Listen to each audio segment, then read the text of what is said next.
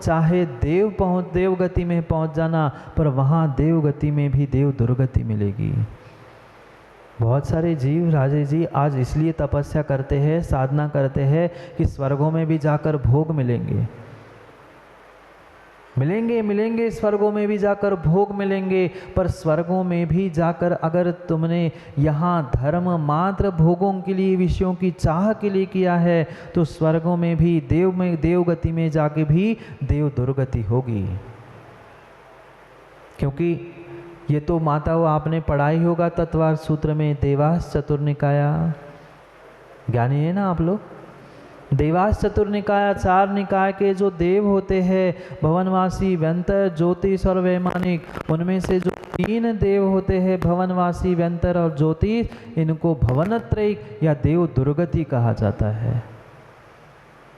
बनने के लिए तो देव बन गए, पर देवों की दुर्गति अगर कुछ है तो ये 3 प्रकार के जो देव है, ये 3 प्रकार के देव दुर्गति को प्राप्त करने वाले कहे जाते हैं। दुर्गति है, चारों गतियों में 2 गतियां तो दुर्गति के रूप में सब जानते हैं, तिर्यंच और नरक। मनुष्य और वह देव पर्याय फिर भी सुगति कही जाती है, और अगति तो पंचम गति सिद्ध गति है ही, पर ये 2 सुगति विषयों के भोगों के निमित्त से कही जाती है, पर उसमें भी वह देव दुर्गति है अगर इन 3 स्थानों को हमने प्राप्त किया तो।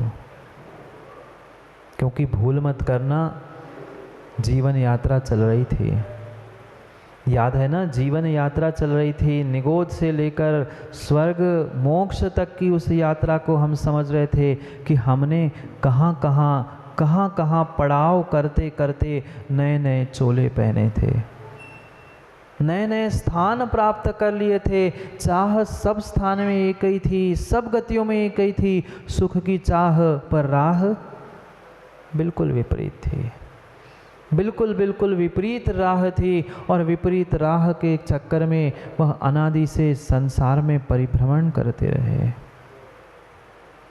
धर्म किया, मनुष्य बन गए, जैन कुल भी मिल गया, पर कहीं न कहीं धर्म की क्रियाओं में दिखावा था, खोट थी। और जहाँ जहाँ दिखावा है, वहाँ जहाँ खोट है, वहाँ देव दुर्गति ही है। धर्म करने का फल तो मिलेगा, देव तो बन जाओगे, पर धर्म करते समय जो मायाचारी की है ना, नहीं करते ना मायाचारी। भगवान का अभिषेक, भगवान की पूजा करते करते भी मायाचारी नहीं छूटती। एक साथ 2-2, 4-4 काम होते हैं, पूजा करनी होती है, 2-3 पुजारी एक साथ थाली में पूजा करते हैं, और माना कि बचा एक ही बादाम। तीनों को मोक्ष फल चढ़ाना था, क्या करते? मुन्ना भाई ने धीरे से चावल के नीचे एक बादाम छुपा लिया, और जैसे ही फल चढ़ाने का समय आया, निकाला, मोक्ष फल प्राप्त है, फलम निरपव। दो तो देखते ही रह गए। फल मोक्ष का नहीं मिलेगा, मायाचारी का मिलेगा। कम से कम भगवान के सामने सत्य ही बोल देते, झूठ क्यों बोल रहे थे? मोक्ष फल की जगह कहते माया फल निरूपा में स्वाहा। माया का ही फल मिलने वाला था, वो तिर्यंच गति मिलेगी, और थोड़ा सा पुण्य होगा, तिर्यंच नहीं बने, दुर्गति नहीं मिली, दान पूजा धर्म आदि के निमित्त से देव भी बनोगे ना, तो देव दुर्गति होगी। जे कौन है भटक रहे हैं इधर उधर, व्यंतर भवनवासी, उनका कोई ठिकाना ही नहीं रहने का। घर तो है उनके, भवन भी है उनके, पर वे कभी अपने भवनों में नहीं रहते। दिव्यंती क्रीडंती, जो दिव्य क्रीड़ा करना, यहाँ से वहाँ करना, एक दूसरे में उधम करना, ये जिनको पसंद है, ऐसे वह व्यंतर और भवनवासी देव होते हैं। समझना, कल मनुष्य गति तक की यात्रा हो गई थी, अब मनुष्य गति में किए हुए भूलों का फल, जो पुण्य थोड़ा सा उदय में आया था, वह देव दुर्गति के निमित्त से हमें मिलने वाला है। कौन बने व्यंतर, कौन बने ये भवनवासी, कौन बने ये ज्योतिष विमान, ये दूसरे कोई नहीं है, मात्र भोगों के, विषयों के चाह के पीछे जिन्होंने धर्म किया था, धर्म की क्रिया की थी, तपस्या की थी, उसके निमित्त से जो अकाम निर्जरा हुई थी, उस अकाम निर्जरा का प्रतिफल है कि तुम देव दुर्गति को प्राप्त कर रहे हो। खुश मत हो जाना कि देव बन गए, कम से कम चलो सुख मिलेगा, अप्सराएं मिलेगी, ये भोग मिलेंगे। जरूरी नहीं है, जरूरी नहीं है। वहाँ फिर भी स्वर्गों में शारीरिक सुख तो फिर भी मिल सकता है, पर स्वर्गों जैसा मानसिक दुख कहीं संसार में नहीं होता। अरे आप ही अनुभव कर लो ना, कोई पड़ोसी की 3 मंजिल से 4थी मंजिल बन जाए और तुम्हारी 2 ही मंजिल बनी रहे तो? कम नहीं थे कमरे, घर में रहने वाले कम थे, कमरे ज़्यादा थे, पर उसने 4थी मंजिल क्या बना ली, तुम्हारा तो पारा 4थे मंजिल के ऊपर पहुंच गया। मैं दिखाता हूँ इन प्रकार से कि उसका 4थी मंजिल 3री मंजिल गिराने का प्रयास करा जाएगा, नहीं तो अपनी 5वीं मंजिल बढ़ाने का प्रयास किया जाएगा। क्यों? क्योंकि भी भीतर की ईर्ष्या, भीतर का अहंकार, भीतर की कसाय, भीतर की वो चाह ऐसी डस रही थी कि दूसरे का अच्छा फूटी आंखों से देख नहीं पाए। जब इंसान नहीं देख पा रहा है, फिर तो उनके पास सब दिव्य दिव्य है, दिव्य दिव्य है। देवों का सुख कैसा, नाके नाको कसाम सुख है, नाके नाको कसामे वह, उसकी कल्पना ही नहीं की जा सकती। ऐसा स्वर्गों का इंद्रिय सुख है, दिव्य दिव्य हीरे जवाहरात से बने हुए महल है। क्या आपके देवराज जी महल और क्या आपका बंगला, हीरों से स्फटिकों से वह बने हुए उनके फर्श है। ऐसे दिव्य भोग भोगने वाले देवों को भी दुख है। खुशियां मत मना लेना, चलो हम तो बन जाएंगे, देव तो बने नहीं, देव तो बन गए, पर वह विमान बनकर वह लेके घूम रहे हैं उन देवों को। दुख है, देवगति में भी दुख है, क्योंकि संसार का नाम ही दुख है और दुख का ही पर्यायवाची नाम संसार है। जब तक इन 4 गतियों में भ्रमण चल रहा है, तब तक दुख के अलावा कुछ और है ही नहीं। चारों गतियों में, भले ही कहने के लिए दूर से ऐसा कहते हैं ना, ऐसा कहते हुए सुना आप लोगों ने, जब दूर से पहाड़ दिखते हैं सुहावने, दूर के ढोल नहीं सुना आप लोगों ने? सुना तो बहुत है महाराज जी, आपको भी सुना दे, आओ कमरे में, इतने तो ज्ञानी हम। पर जो सुना है उसे कभी जीवन में गुनो भी। जैसे दूर के ढोल दूर के दिखते ही सुहावने लगते हैं, ऐसे वे स्वर्ग के सुख दूर से ही सुहावने लगते हैं। एक रानी, एक अप्सरा किसी के पास अधिक होती है तो वो तिलमिला जाता है, मेरे पास इतनी, उसके पास अधिक क्यों, मेरे पास ऐसा वैभव, उसके पास उतना क्यों, मेरी आज्ञा नहीं चल रही, उसकी आज्ञा क्यों। मात्र उस ईर्ष्या और अहंकार के कारण वो ऐसे मानसिक रूप से जीवन भर दुखी होते हैं। दिखने के लिए तो बहिरंग रूप से वे स्वर्गों के इंद्रिय भोग भोगते हुए दिखते हैं, पर वास्तव में वे इंद्रिय भोग नहीं भोग रहे हैं, वे तो भीतर ही भीतर एक दूसरे के प्रति जल रहे हैं, झुलस रहे हैं। सबसे बड़ा दुख अगर देवों के पास कुछ है तो ये मानसिक दुख है, ईर्ष्या और अहंकार। जब एक इंसान दूसरे इंसान की वह अच्छाई और उन्नति फूटी आँख नहीं देख पाता, फिर तो देवों का कहना ही क्या, देवों का कहना ही क्या। माँ कहाँ जाती है दृष्टि? भगवान पे नहीं जाती, पूजा करने वालों पे नहीं जाती दृष्टि, वह जिस थाली में पूजा की जाती है उस पे देखी जाती है। कल तो स्टील की पीतल की थाली में पूजा कर रही थी, आज चांदी की थाली ले आई। ठीक है, कल मैं भी और बड़ी चांदी की थाली ले आता। हो गई पूजा। वहाँ भगवान की पूजा, अष्टद्रव्य नहीं दिख रहा था, वहाँ सोने चांदी के बर्तन दिख रहे थे। मत करो ईर्षा, मत करो ईर्षा। आज आप यहाँ पे ईर्षा करोगे, आज आप यहाँ पर स्पर्धा करोगे, वहाँ पुनः स्वर्गों में जाके परस्पर एक दूसरे के साथ ईर्षा और स्पर्धा ही करोगे। निर्धारित स्थान होने पर भी वे भवनवासी और व्यंतर एक स्थान पर ठहर नहीं पाते। ढाई द्वीप के जो वह देव ज्योतिष देव बने हैं, उनके विमान तो घूम ही रहे। सूर्य, चंद्र, नक्षत्र, ये सभी परिक्रमा लगा रहे हैं उस सुमेरु पर्वत की। क्यों? क्योंकि वैसा कार्य पिछली पर्याय में आपने किया था, इसलिए वैसे पर्याय और वैसे स्थान को आपने प्राप्त किया है।